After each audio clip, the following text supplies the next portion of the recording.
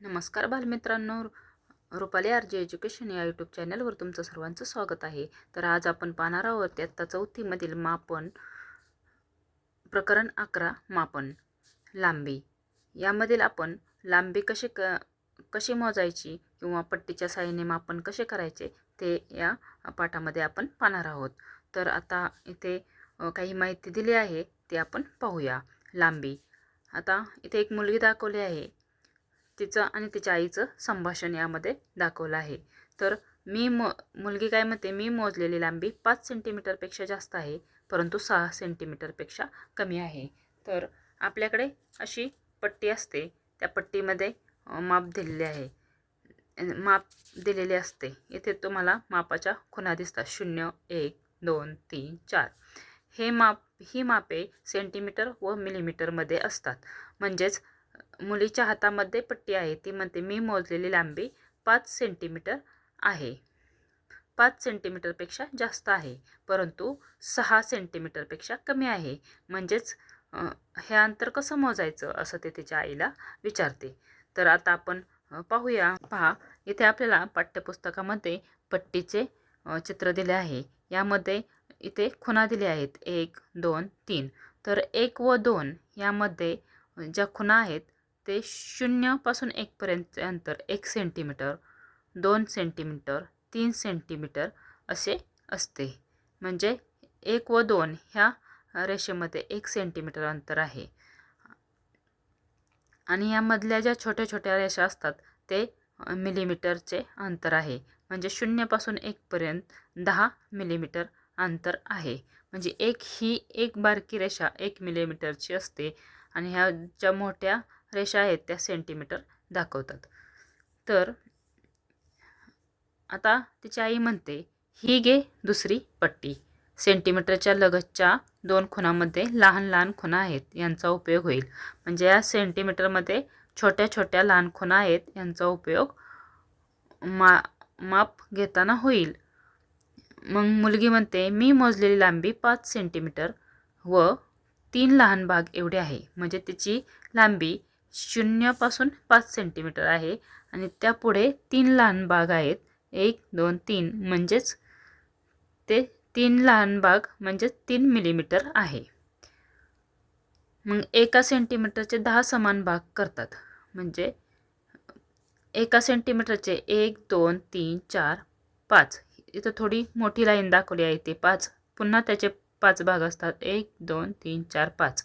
5 आणि 5 मिळून 10 असे सेंटीमीटरचे 10 भाग होतात आणि त्यातील एका भागाला 1 मिली असे म्हणतात. म्हणजेच मी मोजलेली लांबी 5 सेंटीमीटर बरोबर 3 मिलीमीटर आहे. मग ती म्हणते, मी मोजलेली लांबी 5 सेंटीमीटर आणि 3 मिलीमीटर एवढी आहे.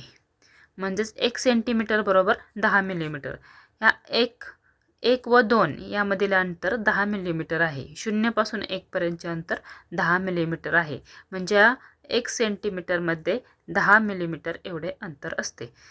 हे तुम्ही लक्षात ठेवायचे आहे. म्हणजे मापन घेताना तुमचा गोंधळ उडणार नाही. 1 सेंटीमीटर म्हणजे मध्ये जे 10 छोट्या छोट्या लाईन असतात त्यामध्ये 10 मिलीमीटर अंतर असते. या रेघेची लांबी 5 सेमी आहे. म्हणजेच 5 गुणिले 10 बरोबर 50.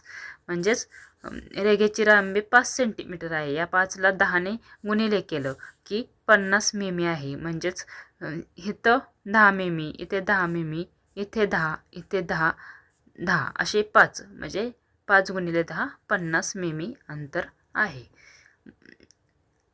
मोजपट्टीची पहिली खूण म्हणजे मोजपट्टीची पहिली खूण एका टोकाशी जुळल्यावर रेघेचे दुसरे टोक ज्या संख्येपाशी येते ती संख्या रेघेची लांबी असते.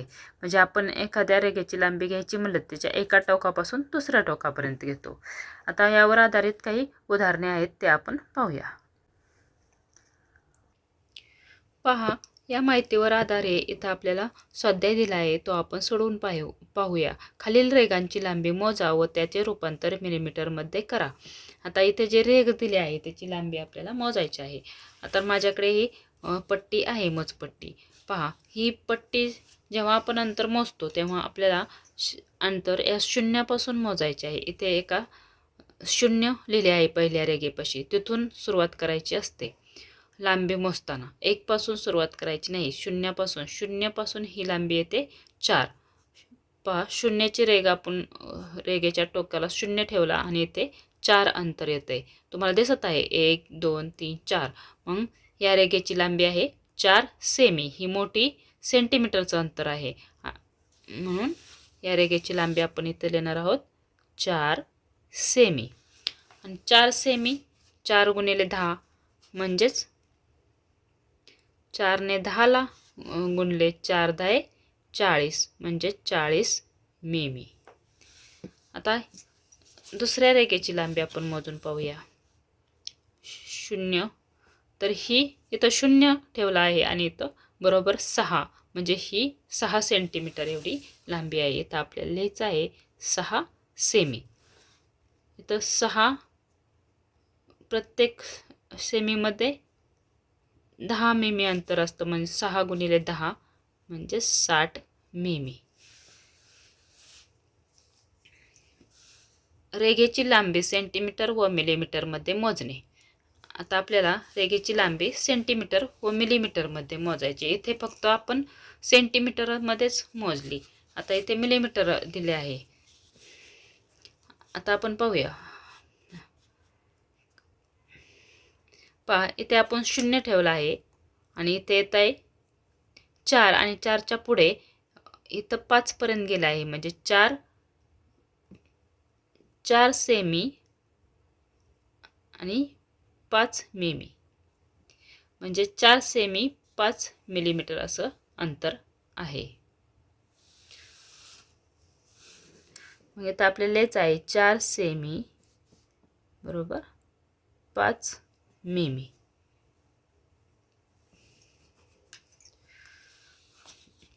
आता आपण ही रेघ मोजून पाहूया. 0 पासून इथे येत आहे 6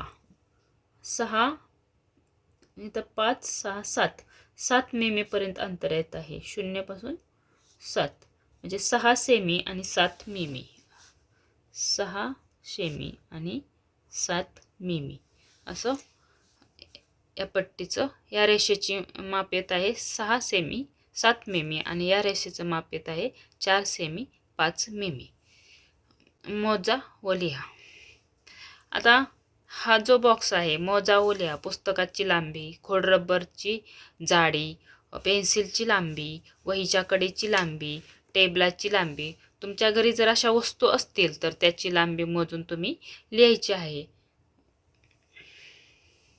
खोडरबर असेल, खोडरबरची लांबी मोजायची आणि तिथे लिहायची. पेन्सिलची लांबी, अशा वस्तू जर घरी असतील त्यांची लांबी मोजायची आणि याप्रमाणे लिहायची.